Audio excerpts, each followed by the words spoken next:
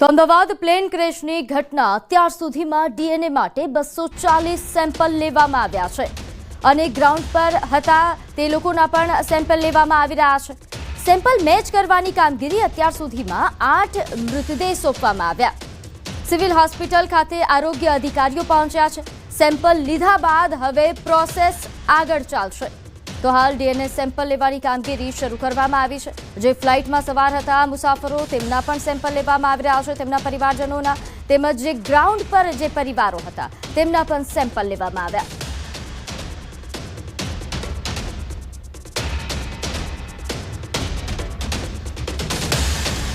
તો વિમાન દુર્ઘટના વખતે ખૂબ જ ભયાનક દ્રશ્યો હતા. એક તરફ આગની જ્વાળાઓ તો બીજી તરફ ધુમાડાના ગોટે ગોટા. આ ખતરનાક સ્થિતિ વચ્ચે એક યુવકે બહાદુરી બતાવી. આ વિડીયો બીજે મેડિકલ કોલેજની મેસના છે. એક સ્થાનિક યુવાન 5 લોકો માટે દેવદૂત બનીને આવ્યો અને જીવ બચાવ્યો. નવીન પરમાર નામના યુવકે 5 ડોક્ટરને બચાવીને બહાર કાઢ્યા.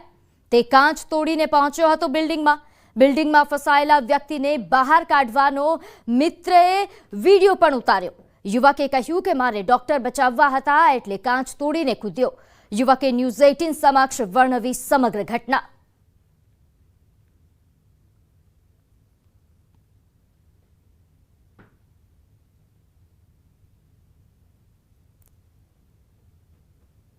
ગઈકાલે એક ગોઝારો એક્સિડન્ટ થયો અને આ પ્લેન દુર્ઘટનાની અંદર 200થી પણ વધારે લોકોના મોત થયા છે. મારી ઠીક પાછળ આ ઘટના જે છે તે ઘટી હતી. આપ જે દ્રશ્ય જોઈ રહ્યા છો અત્યારે હાલ પણ ધુમાડા નીકળી રહ્યા છે અને આ એ જ મેસ છે કે જેની ઉપર વિમાન જે છે તે ટકરાયું હતું અને ત્યાં જે છે તે પટકાયું હતું. પરંતુ અહીંયા વાત એ છે કે આ મારી પાસે ઊભેલો યુવાન તમે જોઈ રહ્યા છો કે જેને 5 વ્યક્તિઓને બહાર કાઢ્યા છે કાચ તોડી અને જે હોસ્ટેલ હતી હોસ્ટેલમાંથી બહાર કાઢવાનો શ્રેય જે છે ત્યાં નવીન પરમારને જાય છે. નવીન પરમાર આપણી સાથે તેમની સાથે આખી વાત કરીશું. નવીન, આપ ક્યાં હતા, શું થયું હતું અને કેવી રીતે લોકોને તમે બહાર કાઢ્યા?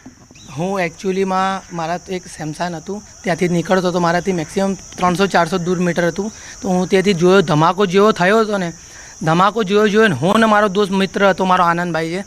અમે બંને છીએ ને નીકળ્યા ગાડી લઈને મારી પાર્કિંગ કરી ગાડીને ત્યાંથી દોડતા લાઈવ વિડીયો ચાલુ કર્યો અમારો. અને પોતે હું જે અંદર પોલીસવાળા નહોતા જવા દેતા મને બનતી કોશિશે હું અંદર ઘૂસી ગયો અને એ લોકો નીચે અમને કોશિશ કરી નીકાળવાની. તો અભી હું બનતી કોશિશે અંદર ઘૂસી ગઈ અને એ લોકોને જે પડેલા હતા જેના પગ હાથ બધું અલગ અલગ રીતે પડેલું હતું મેં અલગ અલગ કરીને મૂક્યું ને લોકોને. અને મેં જીતતા પથરા નચા ઉચકના મને ચોટ બી લાગેલી હતી બધું થયું હતું તો બી મેં પથરા ઉટકાયા. પછી લોખંડ હતું લોખંડ ઉચક્યું. રસ્સી બાંધીને પથ્થરો બહુ મોટો હતો. એક વ્યક્તિ આખો એ થઈ ગયેલો હતો. એ વ્યક્તિને પથ્થરો અમે લોકોએ 10થી 12 લોકોને પથ્થરો ઉચકીને એ ભાઈને નીકાળે. એ ભાઈ બી રોવા માંડ્યા હતા. બીજા લોકો 4 જણા હતા કે ભગવાન કરીને તમને બહુ શાંતિ મળે, અમને તમારે જેટલા પૈસા જોતા એટલા તમને આપીશું અને તમે અમને પ્લીઝ બચાવી નાખો, અમને બહાર નીકાળો, તમારે જે જોતું હશે તમને આપી દઈશું. શું કહેતા હતા? અને અન્ય લોકોને સાથે તમે મદદ કરી તો કેટલા લોકોનો તમે જીવ બચાવ્યો? કેવી રીતે રેસ્ક્યુ કર્યું આખું? 5 લોકો હતા. 5 લોકો એમ કહેતા હતા પ્લીઝ અમને બચાવો અને લોકો હતા 2 હતા સાઈડમાં નીકાળીને પથરાને બેગોને બધું સાચવીને નાખ્યા હતા. તો અમે લોકોએ બધું બનતી કોશિશ જેટલી કોશિશ હતી અમારી તો એ લોકોને બહાર નીકાળવાની કરી. અને લોખંડનું એક નહોતું ઉચકાતું જે પિલ્ડર હતો એ પિલ્ડર બી નહોતું ઉચકાતું. અમે લોકોએ નેટ અમે લોકો અડધો-પોણો કલાક સુધીમાં એ લોકોને નીકાળ્યા.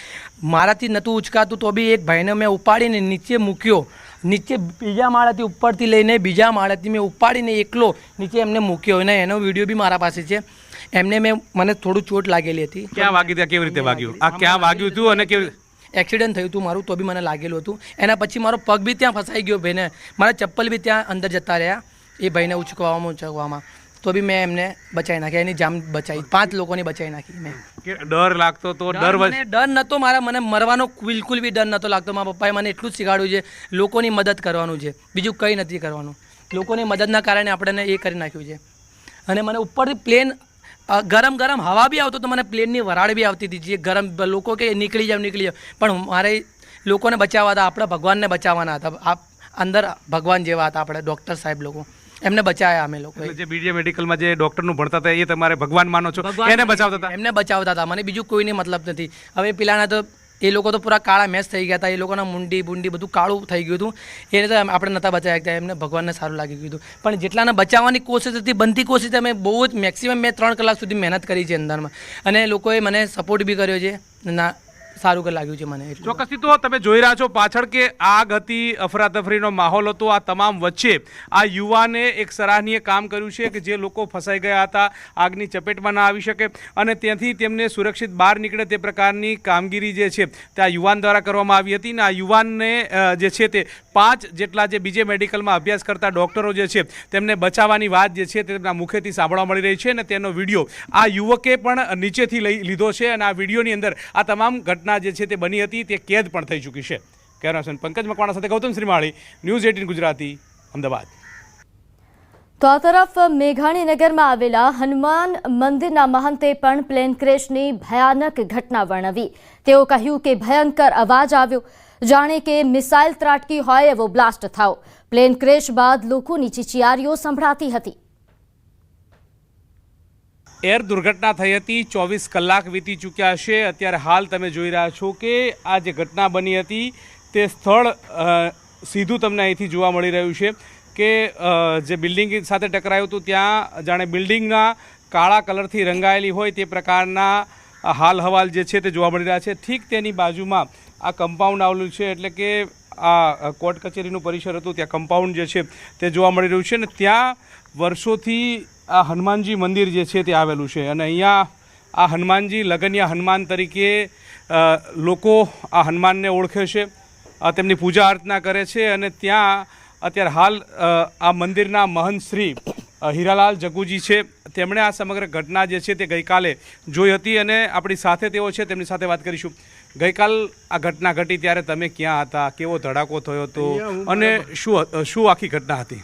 બપોરે હું અહીંયા બાંકડા પર મોબાઈલ જોઈ રહ્યો હતો, 1:40નો સમય હતો અને અચાનક અવાજ થવા, જ્યારે મિસાઇલો છૂટીને ધડાકા થતા જોયું તો આ બાજુ પ્લેનમાં ભડકા ભરતા હતા અને બધું જોયું કે બધું હરકતું હતું. જે પ્લેન બ્લોકો સાથે અથડાતું એનું પેટ્રોલ બ્લોકોમાં ગયા પછી અંદર બ્લોકો સળગવા માંડ્યા હતા ને ધુમાડાના અવાજો, તોપોના જેવા ભયંકર અવાજો થતા લોકોનું નાસભાગ ચાલુ થઈ ગઈ. આ નજરે પ્રત્યક્ષ જોયેલું છે ને એટલું ભયંકર હતું કે એના અવાજો દૂર સુધી, અમારી સ્કૂલ છે અહીંયા કલાપી, ત્યાં સુધી બારીઓના ખખડાટ ને બધું સંભળાતું હતું. કેટલો ડર જેવો માહોલ હતો, ભયંકર. કેટલાકને તો માનસિકતા બગડી ગઈ છે, જોઈને હેવક થઈ ગયા કે જોઈ ના હોય ને અત્યાર સુધીમાં આવો હોનારત પહેલી વખત થયો છે.